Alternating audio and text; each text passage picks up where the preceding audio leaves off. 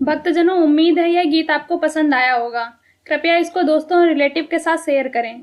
अगर आपको किसी भजन पर प्रस्तुति चाहिए तो कमेंट करें। हम आपके लिए इस चैनल पर उस भजन को प्रस्तुत करने का प्रयास करेंगे। अगर आपने हमारे YouTube चैनल को सब्सक्राइब नहीं किया है तो तुरंत सब्सक्राइब करें और बेल आइकन दबाना बिल्कुल ना भूलें। धन्यवाद।